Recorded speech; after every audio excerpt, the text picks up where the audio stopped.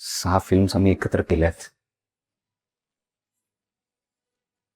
महत्वाचं आहे मुकुंद माझ्यासाठी. काळजी मलाही वाटते.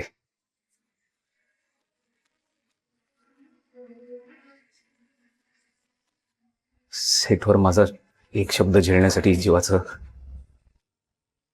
काम करायचा हा. कायम हसतमुख, मेहनती, व्हेरी प्रोफेशनल.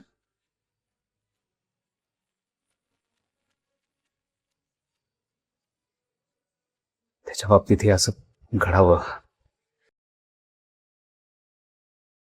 हे वाईट आहे.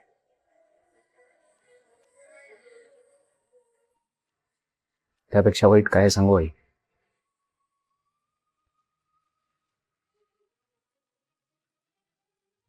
हे स्टारडम.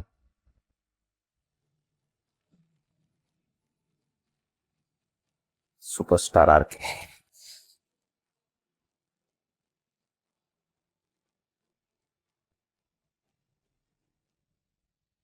काय झालं लाईफ आहे.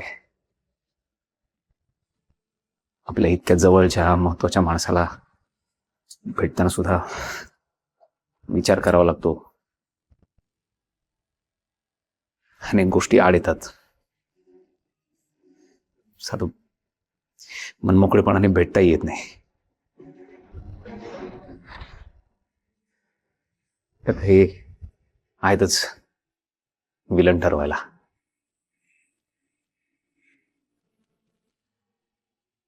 आई, मनापासून सांगतो, तुमचा मुलगा माझ्यासाठी खूप महत्वाचा होता.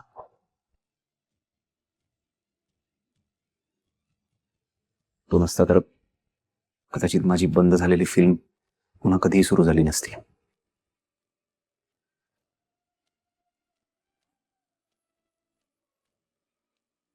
तुम्हाला खरंच असं वाटतं का हो की या सगळ्याला मी जबाबदार आहे?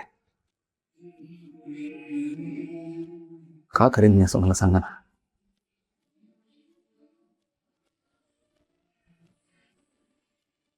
मी मनापासून सांगतोय आणि खरं सांगतोय.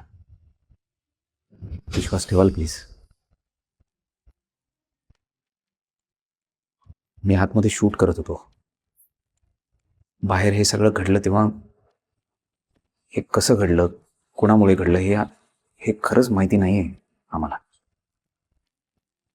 आणि समजा मी स्वतः गाडी चालवत असतो तर मी स्वतःच नसतं का आणलं हॉस्पिटलला मुकुंदला. त्यामुळे आम्हालाही माहिती नाही की या सगळ्याला जबाबदार कोण आहे. पण ते शोधून काढणं जसं तुमच्यासाठी महत्वाचं आहे तसंच ते आमच्यासाठीही आहे.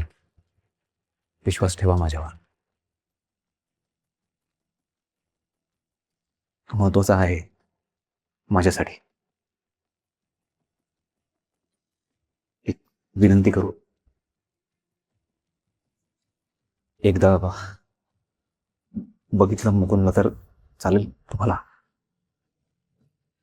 हा, मी दाखवते तुम्हाला.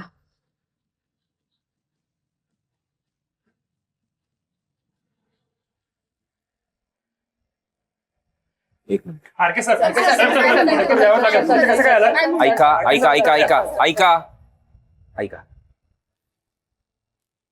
हात जोडून विनंती आहे तुम्हा सगळ्यांना.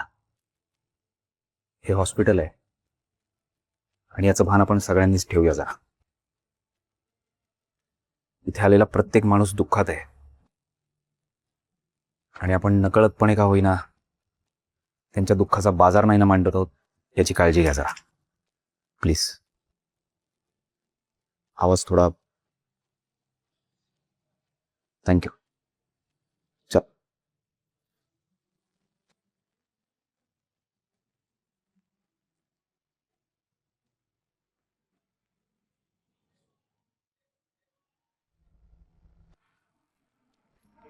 उत्तर द्या, मला आणखी ते कळाला होता.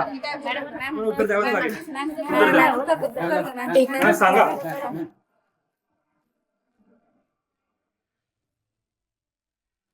हॅलो, बोला ना मॅडम. आरके आला तिथे? हो, पण तुम्हाला कसं कळलं? कसं कळलं? सगळ्या न्यूज चॅनलवर लाईव्ह टेलिकास्ट चालू आहे. इतका वेळ नक्की काय बोलत होता तो? नाही, विशेष काही नाही बोलले. खरं तर ते त्यांची बाजू मांडत होते आणि त्यांचं सगळं ऐकून मला ते खरंच निर्दोष वाटले. मॅडम, तुमचा काहीतरी गैरसमज होतोय त्यांच्याबद्दल. एक मिनिट, मला नाही हं शिकवायचं. तो स्वतःला जेवढं ओळखत नाही ना, त्याच्यापेक्षा जास्त मी त्याला ओळखते. अहो पण मॅडम, आरके सर जर खरंच गुन्हेगार असते तर ते इथे हॉस्पिटलमध्ये माझ्या मुकुंदला भेटायला का आले असते? तुम्हाला जरा मेमरी लॉस झालाय का? त्या मोहिनीने तुमच्या समोरच कबूल केलं होतं, त्याचं नाव घेतलं होतं, विसरलात की काय? ब्लॅकमेल करायला? नाही म्हणजे त्या मोहिनीने आरके सरांचं नाव ब्लॅकमेल करायलाही घेतलं असेल. कशावरून नाही?